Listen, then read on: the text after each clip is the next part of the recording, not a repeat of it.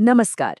आज बात करते हैं एक ऐसे राजा की जिसने सिर्फ जंग ही नहीं जीती, बल्कि अपने दुश्मन को इतिहास से मिटाकर मानो इतिहास को ही फिर से लिख दिया हो। तो सवाल ये है कि किसी ताकतवर दुश्मन को हमेशा के लिए इतिहास से कैसे मिटाया जाए।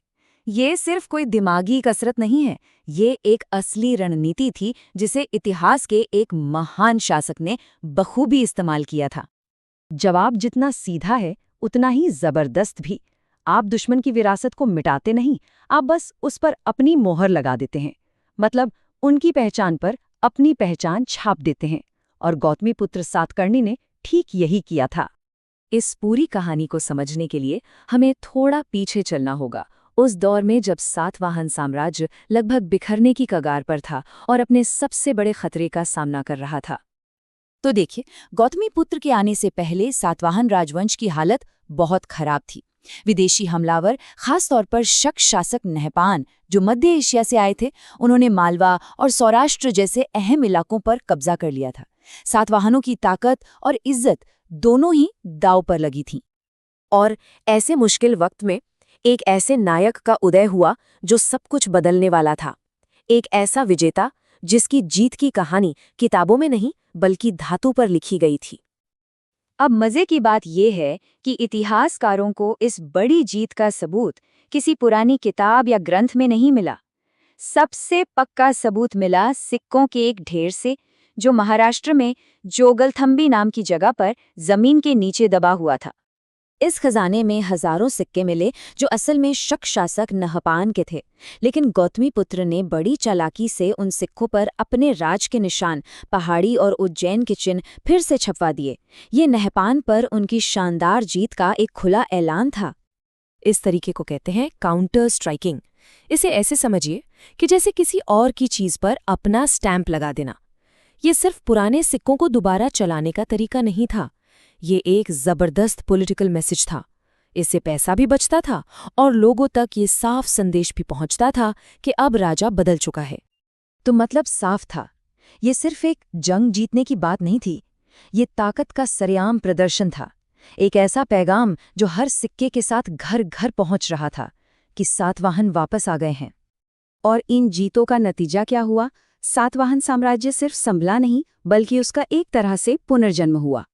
एक एक करके वो सारे इलाके वापस लिए गए जो शकों ने छीन लिए थे। अनूप, अपरांत, सौराष्ट्र, कुकुर और अवंती। इस तरह सातवाहन वंश की खोई हुई शान वापस आ गई। अब उनका साम्राज्य बहुत बड़ा हो चुका था।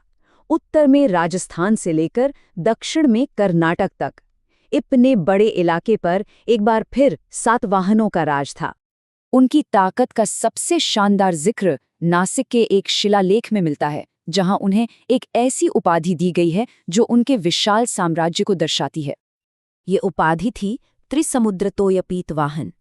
ये सिर्फ कोई कविता नहीं थी, ये हकीकत थी। इसका मतलब था कि उनका असर पूरब में बंगाल की खाड़ी, पश्चिम में अरब सागर और दक्षिण में हिंद महासागर तक था। उन्होंने सचमुच पूरे दक्षिण भारत के रास्ते पर अपना दबदबा कायम कर लिया था। लेकिन गौतमीपुत्र सिर्फ एक महान योद्धा नहीं थे, वो एक बहुत ही समझदार राजनेता भी थे, जो जानते थे कि इतने बड़े और अलग-अलग तरह के लोगों वाले साम्राज्य को एक साथ कैसे रखना है। और यहीं उनकी कहानी में एक बहुत ही दिलचस्प पहलू सामने आता है। एक तरफ वो खुद को एकमात्र ब्राह्मण कहते थे, जो वैदिक परंपराओं को मानता हो, वहीं दूसरी तरफ वो बौद्ध मठों को भी खूब दान देते थे। तो आखिर वो थे कौन? देखिए, उन्होंने वैदिक यज्ञ किए और ब्राह्मणों को जमीनें दान दी, लेकिन साथ ही नासिक जैसी जगहों पर बौद्ध मठों और गुफाओं के लिए भी दिल खोलकर दान दिया। ये उनकी राजनीतिक सूझबूझ को दिखाता है। वो समझते थे कि अगर लंबे समय तक शांति चाहिए तो समाज के सभी बड़े तबकों का साथ जरूरी है। तो ये कोई विरोधाभास नहीं, बल्कि शासन चलाने का एक मास्टर स्ट्रोक था। उन्होंने धर्म का इस्तेमाल लोगों को बांटने के लिए नहीं, बल्कि अपने विशाल साम्राज्य को जोड़ने के लिए किया। अब आते हैं इस कहानी के सबसे खास और शायद सबसे भावुक हिस्से पर। आखिर हमें इस महान राजा के बारे में ये सब पता कहाँ से चला? लेकिन मन में ये सवाल जरूर आता होगा कि लगभग 2000 साल पुराने किसी राजा के बारे में इतनी बारीकियां, इतनी पर्सनल बातें हमें पता कैसे चली? इतिहास तो अक्सर सिर्फ राजाओं की जीत का हिसाब रखता है। जवाब बहुत ही खूबसूरत है।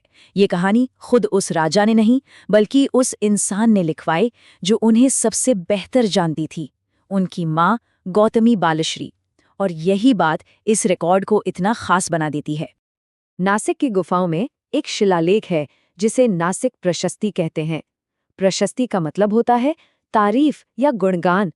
ये असल में एक माँ की तरफ से अपने बेटे के लिए पत्थर पर लिखवाई गई एक श्रद्धांजलि है, जिसमें उसकी जीतों और उसके अच्छे चरित्र का जिक्र है। इस शिलालेख में लिखा है कि वो क्षत्रिय के अभिमान को कुचलने वाले और शकों का नाश करने वाले थे। ये शब्द एक माँ के गर्व को दिखाते हैं, जिसने अपने बेटे को इतिहास बनाते हुए देखा था। और ये कहानी हमें एक आखिरी सवाल पर छोड़ जाती है।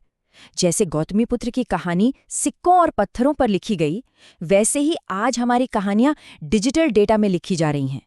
जरा सोचिए, 2000 साल बाद हमारी कहानी बताने के लिए कौन से सुराग बचे रहेंगे, और वो हमारे बारे में क्या कहेंगे?